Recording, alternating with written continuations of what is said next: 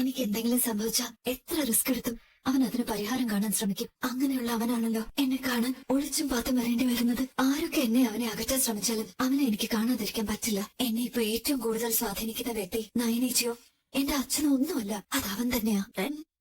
ഉറങ്ങാതെ മൊബൈലിൽ നോക്കി കിടക്കുന്നത്? ഏയ് ഒന്നുമില്ലമ്മേ, ഞാൻ ഉറക്കം വരാത്തോണ്ട് നോക്കിയതാ. എന്താ ഉറക്കം വരാത്തത്? മതില് ചാടിയവൻ വീണ്ടും വരാമെന്ന് പറഞ്ഞിട്ടുണ്ടോ? അതിന് മതില് ചാടിപ്പോയത് ആരാന്ന് എനിക്ക് അറിയില്ലല്ലോ അമ്മേ.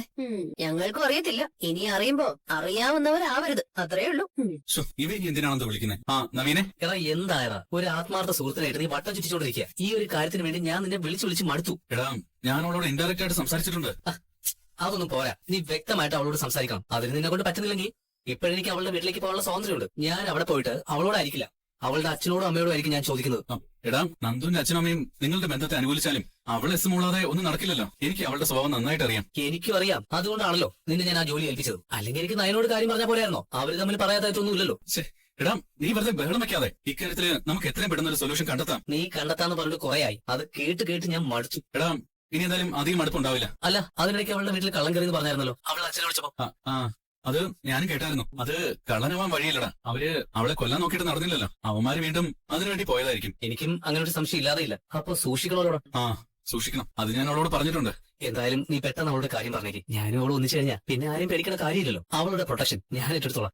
ശരിയടാ, ഓരോ തലവേദന ഒഴിപ്പിച്ചുവിടുമ്പോ അതിനേക്കാൾ വലുതാ വരുന്നത്. ഇതിപ്പോ എനിക്ക് അവക്കും തള്ളിക്കളയാൻ പറ്റാത്തൊരുത്തനായിപ്പോയി. എടാ ഞാൻ സ്നേഹിക്കുന്ന പെണ്ണിനെ അല്ലാതെ നീ വേറെ ആരെങ്കിലും സ്നേഹിച്ചിരുന്നെങ്കിൽ ഞാൻ എപ്പോഴേ അവളെ നിനക്ക് നേടിത്തരുമായിരുന്നു. ഇവിടെ ഞാൻ തന്നെ നിനക്ക് പാര വെക്കേണ്ട അവസ്ഥ നീ ആയിട്ട് ഉണ്ടാക്കി തന്നല്ലോ. നയനമോളുടെ സങ്കടത്തിന് കാരണമുണ്ടല്ലോ അച്ഛാ. ഇതുവരെ അവനൊന്നും വിളിച്ചിട്ടില്ല. അച്ഛനെങ്കിലും അവൻ വിളിക്കേണ്ടതല്ലേ? അവിടെ ചെന്നിട്ട് അവിടുത്തെ കാര്യങ്ങളൊക്കെ ആദ്യം അച്ഛനോട് വിളിച്ച് പറയാന്നല്ലേ അവൻ പറഞ്ഞത്. അങ്ങോട്ട് വിളിച്ചിട്ടാണെങ്കിൽ അവിടുന്ന് ആരും ഒരു മറുപടിയും പറഞ്ഞിട്ടില്ല. എന്നാ അവിടെ ജീവമായിട്ടിരിക്കുന്ന രണ്ടുപേരുണ്ട്.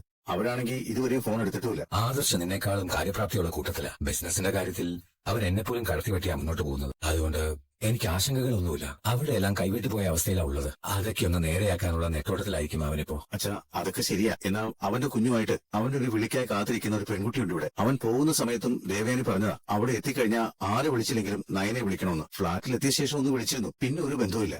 ഈ എൻ ജ്വല്ലറി ആണല്ലോ ഇപ്പോ ലോഞ്ച് ചെയ്തിരിക്കുന്നത്. അതിന്റെ എന്തെങ്കിലും ഡീറ്റെയിൽസ് കിട്ടിയായിരുന്നു? ഗൾഫിൽ അവര് തഴച്ചു വളർന്നുകൊണ്ടിരിക്കുക. അവിടെ അവര് വല്ലാണ്ടങ്ങ് മുകളിൽ പോയച്ചാ. സത്യം പറഞ്ഞാൽ അതിനു മുമ്പ് തന്നെ ആദർശ് അങ്ങോട്ട് പോകേണ്ടതായിരുന്നു. അല്ലെങ്കിൽ നമ്മൾ ആരെങ്കിലും പോകണമായിരുന്നു. ചില കമ്പനികൾക്കെല്ലാം ഒരു രീതിയുണ്ട്. പെട്ടെന്ന് വളർച്ച ഉണ്ടാകാൻ വേണ്ടി ഏറ്റവും ടോപ്പിൽ നിൽക്കുന്ന കമ്പനിയിലെ സ്റ്റാഫിനെയൊക്കെ സ്വാധീനിക്കുക. നമ്മുടെ കമ്പനിയിൽ നിന്ന് ആരൊക്കെയോ പൈസയ്ക്ക് വേണ്ടി കമ്പനിയെ ഒറ്റ കൊടുത്തിട്ടുണ്ട്. നമ്മൾ ഒരിക്കലും അത്തരം മാർഗങ്ങൾ സ്വീകരിച്ചല്ല ഈ നിലയിലെത്തിയത്. മാന്യമായിട്ട് ബിസിനസ് ചെയ്തിട്ടാണ് മൂർത്തി ജ്വല്ലറി പേരെടുത്തത്. വളഞ്ഞ വഴിയിലൂടെ എല്ലാം വെട്ടിപ്പിടിക്കാൻ ശ്രമിച്ചാലും അതിനൊന്നും നിലനിൽപ്പില്ല എന്നതാണ് സത്യം. പിന്നെ താൽക്കാലിക വിജയം അവർക്കുണ്ടാവും. ആ നേരത്ത് നമുക്ക് കുറച്ച് പരിക്ക് പറ്റും. എന്നും ഒരേ രീതിയിൽ തലയെടുപ്പോടെ നിൽക്കാൻ കഴിയണമെന്നില്ലല്ലോ. നമുക്ക് കുറച്ച് സമയം കൂടെ വെയിറ്റ് ചെയ്യാം. എന്നിട്ടും അവൻ വിളിച്ചില്ലെങ്കിൽ അതിന് തക്കതായ കാരണമുണ്ടെന്ന് കരുതാം. ശരിയാ. അവൻ തലയ്ക്കകത്ത് ആളുതാമസമുള്ള ഒരു വക്കീല. ഒരുമാതിരിപ്പെട്ട കള്ളോ എന്ന് പറഞ്ഞാൽ അവൻ വിശ്വസിക്കത്തില്ല. പിന്നെ പ്രേമ അസ്ഥിക്ക് പിടിച്ചാൽ തലയ്ക്ക് വെളിവില്ലാതാവും. പിന്നെ എന്നെ അവന് വലിയ വിശ്വാസമാണ്. എന്തായാ, ഞാൻ മദ്യപിക്കാറില്ല, പുകവലിക്കാറില്ല. അല്ലെങ്കിൽ ഈ ടെൻഷനിൽ ഇപ്പൊ മറ്റാരെങ്കിലും ആയിരുന്നെങ്കിൽ ഇതൊക്കെ ചെയ്തേനെ. നിന്റെ മുഖം കണ്ടിട്ട് അത്ര പന്തിയല്ലോ. അവള് മൂത്തടിച്ച പോലെ പറഞ്ഞോളാം എന്നെ ഇഷ്ടമല്ലാന്ന്. എടാ അതുകൊണ്ടല്ല ഞാൻ നിന്നോട് പറഞ്ഞത്. നിന്റെ വില കളയാനായിട്ട് നിനക്ക് അവളെ ഇഷ്ടമാണെന്ന് ഞാൻ ഒരിക്കലും പറയത്തില്ല. പിന്നെ നീ എന്താ പറഞ്ഞത്? അല്ല അത് പിന്നെ ഞാൻ എന്റെ ഒരു അഭിപ്രായമായിട്ട് അവളോട് ഇക്കാര്യം സൂചിപ്പിച്ചു. അതായത് നവീനും നന്ദുവും ഒരേ പ്രൊഫഷനിൽ വർക്ക് ചെയ്യുന്ന ആൾക്കാരാണല്ലോ. അതുകൊണ്ട് നിങ്ങൾക്ക് ഒന്നിച്ചൂടെ എന്ന് ചോദിച്ചു. എന്നിട്ട് അവളെന്താ പറഞ്ഞത്? അല്ല അത് എന്താ പറഞ്ഞെന്ന് വെച്ചാ, അല്ല നീ മൊത്തം കൊളാക്കി വെച്ചിരിക്കല്ലേ. ഞാനെന്ത് കൊളാക്കിയാണ്? എടാ നിന്റെ മനസ്സിൽ ഒരു പോലീസ് ഓഫീസർ ഉണ്ടെന്ന് നീ പറഞ്ഞില്ലേ? അപ്പോ അവൾ അതെന്നോട് തിരിച്ചു ചോദിച്ചു. അപ്പൊ നിനക്ക് പറഞ്ഞൂടായിരുന്നോ ആ പോലീസ് ഓഫീസർ അവളാണെന്ന്? എടാ അങ്ങനെ പറഞ്ഞെങ്കിൽ മൊത്തം കൊളവായാനെ. അതെന്താണ്? എടാ അവളോട് നീയുമായിട്ട് ഒന്നിച്ചൂടെ ചോദിച്ചപ്പോ അവൾ എന്താ പറഞ്ഞെന്നറിയോ? നീ അവളെ ഒരു പെങ്ങളായിട്ടാ കാണുന്നതെന്ന്. എടാ അപ്പോഴും നിനക്ക് പറഞ്ഞൂടായിരുന്നോ എന്റെ മനസ്സിൽ അവളാണെന്ന്? എങ്ങനെ പറയും? നീ പെങ്ങളായിട്ട് അവളെ കാണുന്നോണ്ട് നിന്നെ ആങ്ങളായിട്ട് അവളെ കാണുന്നത്. എനിക്ക് ചേട്ടന്മാരില്ല, അതുകൊണ്ട് ആദർശേട്ടനെ പോലെയാ നിന്നെയും കാണുന്നതെന്ന് പറഞ്ഞു. ഇത് പറയാനാണോ നീ ഇപ്പൊ ഇങ്ങോട്ട് വന്നത്? എടാ നീ എന്നെ ഒരു ജോലി ഏൽപ്പിച്ചു. അപ്പൊ ആ ജോലി ഭംഗിയായിട്ട് നിർവഹിച്ചു കഴിഞ്ഞാൽ അതിന്റെ റിസൾട്ട് എന്താണെന്ന് നിന്നോട് ഒന്ന് പറയണ്ടേ? ഇത് പറയാനായിരുന്നെങ്കിൽ നീ ഇങ്ങോട്ട് വരണ്ടായിരുന്നു. അവർക്ക് എന്തെങ്കിലും സംശയം തോന്നിയോ? അതൊന്നും എനിക്കറിയത്തില്ല. നീ ഇപ്പോ ഇടയ്ക്ക് അവളെ കാണാൻ പോകുന്നുണ്ടല്ലോ. അതുകൊണ്ട് ഇനി അവൾക്ക് അങ്ങനെ എന്തെങ്കിലും സംശയം ഉണ്ടോ എന്ന് പറയാനും പറ്റില്ല. പിന്നെ സംസാരത്തിൽ എനിക്ക് അങ്ങനെ തോന്നിയില്ല. ഞാൻ അവളോട് ഇങ്ങനെ സംസാരിച്ചിരിക്കട്ടെ, നിന്നോട് ഒരിക്കലും ഇത് പറയരുതെന്നാ അവൾ എന്നോട് പറഞ്ഞത്. അങ്ങനെ പറഞ്ഞു? അപ്പൊ പിന്നെ അവൾ എന്നെ ഇനി വിളിക്കത്തില്ലായിരിക്കും അല്ലേ? ഏയ് അതെന്തിനാ വിളിക്കാതിരിക്കുന്നത്? നിനക്ക് അവളോട് പ്രേമാണെന്നും ഇഷ്ടമാണെന്നൊന്നും ഞാൻ പറഞ്ഞിട്ടില്ലല്ലോ. എങ്കിലും ഇത്രയൊക്കെ പറഞ്ഞ സ്ഥിതിക്ക് അവളുടെ ഉള്ളിന്റെ ഉള്ളിൽ നേരിയ സംശയമൊക്കെ കാണും. അതുകൊണ്ട് മിക്കവാറും അവൾ ഇനി എന്നെ വിളിക്കാനുള്ള ചാൻസ് ഇല്ല. ഏയ് അങ്ങനൊന്നുമില്ലടാ. അവൾ ഇതൊന്നും അത്ര സീരിയസ് ആയിട്ട് എടുക്കുന്ന ആളൊന്നും അല്ലല്ലോ. നിനക്കറിയാലോ, കൂട്ടുകാർക്കൊപ്പം ബൈക്കിലൊക്കെ സഞ്ചരിക്കുന്ന പെൺകുട്ടിയാ നന്ദു. എന്ന് വെച്ച് അവൾ തെറ്റായ മാർഗത്തിലൂടെ പോകുന്ന ഒരു പെൺകുട്ടിയല്ല. അങ്ങനെ ചിന്തിക്കത്തുമില്ല. അതുകൊണ്ടല്ലേടാ ഞാൻ അവളെ ഇഷ്ടപ്പെട്ടത്. അതിപ്പോ നീ കുളവാക്കി തന്നല്ലോ. ഞാനാണ് അവളവാക്കിയത്. എടാ, നിന്റെ വില കളയാതിരിക്കാനല്ലേ ഞാൻ എന്റെ ബുദ്ധി ഉപയോഗിച്ച് ഓരോന്ന് ചെയ്യുന്നേ. എന്ത് ബുദ്ധി ഉപയോഗിച്ചു? നീ ബുദ്ധിയുള്ളവനായിരുന്നെങ്കിൽ ഇതല്ല ഇപ്പൊ വന്ന് പറയേണ്ടിയിരുന്നത്. എടാ, അവൾക്ക് നിന്നെ ഇഷ്ടമാണ്, നീ കല്യാണം ഫിക്സ് ചെയ്തോ എന്നായിരുന്നു പറയേണ്ടിയിരുന്നത്. എടാ, ഇനിയിപ്പോ അവൾക്ക് ഇഷ്ടമാണെങ്കിലും കല്യാണം ഫിക്സ് ചെയ്യാൻ പറ്റുമോ? നിന്റെ അമ്മ അതിന് സമ്മതിക്കോ? മുത്തച്ഛനെ കയ്യിലെടുത്തിട്ട് ഞാൻ അമ്മയുടെ കാര്യം ഓക്കെ ആക്കിക്കോളാം. പക്ഷെ ആദ്യം ഓക്കെ അവിടെ നിന്ന് നന്ദുവാ. ഇനിയിപ്പോ അതെന്ത് ചെയ്യുന്ന ഞാൻ ആലോചിക്കുന്നത്. വല്ലാത്തൊരു അവസ്ഥയായത്. ഏത് വിഷമം പിടിച്ച കേസും ജയിക്കുന്ന എനിക്ക് ഈ കേസ് മാത്രം കൈകാര്യം ചെയ്യാൻ പറ്റുന്നില്ല. അജയ അവിടെ കോണ്ടാക്ട് ചെയ്തായിരുന്നു നീ. എന്താടാ ഒന്നും പറയാത്തെ? ഒരു മീറ്റിംഗിന് പോയ ആദർശനെ പോലീസ് അറസ്റ്റ് ചെയ്തെന്ന് അറിഞ്ഞത്. അവൻ ജയിലിലാണെന്നൊരു പറച്ചിലുണ്ട്. എടാ ആരാടാ നിന്നോട് പറഞ്ഞത്? മാധവേട്ടൻ എന്നൊരു സീനിയർ മാനേജർ ഉണ്ടല്ലോ, അയാളെ വിളിച്ചപ്പോഴേ കാര്യം അറിഞ്ഞത്. അവിടെ നിന്ന് ആദ്യം ഏട്ടനെ വിളിച്ചത്, വിളിച്ചിട്ട് കിട്ടിയില്ല. അപ്പോഴേ എന്നെ വിളിച്ചത്. ഇത് എങ്ങനെ ഇവിടെ ഉള്ളവരെ അറിയിക്കൂടാ? ഇത് ആരോടും പറയാത്ത നല്ലത്, അച്ഛനോട് പോലും. അവിടെ വിളിച്ചിട്ട് എന്തെങ്കിലും ചെയ്യാൻ പറ്റുമോ ചോദിക്കണ്ടേ? എന്താ വെച്ചാ ആദർശന്റെ കാര്യം എന്തെങ്കിലും അറിഞ്ഞായിരുന്നോ? എന്തൊരു വലിയ അവനെ പോലീസ് അറസ്റ്റ് ചെയ്യുന്ന മോനെ നിന്റെ അച്ഛനോട് സീനിയർ മാനേജർ വിളിച്ചു പറഞ്ഞത്. ജയിലിലാണെന്ന് കേട്ടു. ഇത്രയും പ്രശ്നങ്ങൾ ഉണ്ടായിരുന്നെങ്കിൽ ഏട്ടനെ അങ്ങോട്ട് വിടണ്ടായിരുന്നു. അതിനറിയത്തില്ലായിരുന്നല്ലോ മോനെ ഇങ്ങനെയൊക്കെ സംഭവിക്കുമെന്ന്. അവിടെ പ്രശ്നങ്ങൾ ഉണ്ടെങ്കിൽ എന്തിനാ ഏട്ടനെ അറസ്റ്റ് ചെയ്യുന്നേ? ആദർശല്ലടാ കമ്പനിയുടെ MD. അവിടെയുള്ള നമ്മുടെ സ്റ്റാഫുകൾ ഇനി എന്തൊക്കെ കുഴപ്പമുണ്ടാക്കിയെന്ന് അറിയില്ലല്ലോ. ഇവിടത്തെ കാര്യങ്ങൾ തന്നെ ഒന്ന് ആലോചിച്ചു. കള്ളക്കടത്ത് സ്വർണം നമ്മുടെ ജ്വല്ലറിയുടെ ലേബലിൽ സെയിൽ ചെയ്തില്ലേ? അതുപോലൊക്കെ ചെയ്തു കഴിഞ്ഞാൽ അവിടെ കമ്പനിയുടെ MD ആരാണോ അവരകത്ത് പോകും. അങ്ങനെ അകത്തായാലും പെട്ടെന്ന് പുറത്തിറക്കാൻ പറ്റുമോ? ഗൾഫിലെ നിയമങ്ങളൊക്കെ കർശനമാണ്. അവിടെ ജയിലിൽ പോയി കഴിഞ്ഞാൽ പിന്നെ പുറത്തു കിടക്കാൻ വലിയ പാടാ. ഏട്ടത്തെയും വല്യമ്മയ്ക്ക് ഇതെങ്ങനെ സഹിക്കും വലിയ?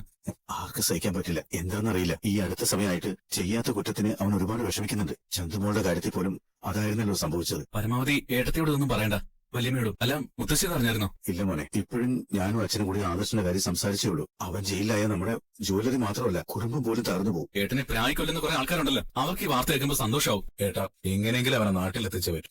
ഞാൻ ആ മാധവേട്ടനൊന്ന് വിളിക്കട്ടെ. അവനില്ലാത്ത നീ ഈ കമ്പനി നന്നായിട്ട് നോക്കണം. അവൻ കൊണ്ടുപോയതുപോലെ തന്നെ നമ്മുടെ കമ്പനിയെ കൊണ്ടുപോകും. ഏട്ടൻ അവിടെ ജയിലിലാണെങ്കിൽ എനിക്കൊന്നും ചെയ്യാൻ പറ്റില്ല സാർ. എന്റെ ധൈര്യം ഏട്ടന്. ആ ഏട്ടൻ ജയിൽ പുള്ളിയായ അത് എന്നെ ബാധിക്കും. അനി ആദർശേട്ടൻ എന്തെങ്കിലും വിവരമുണ്ടോ? ഇല്ല എടുത്തി, വിളിച്ചൊന്നുമില്ല. എന്തായിരിക്കും അനി അങ്ങനെ വിളിക്കാത്ത?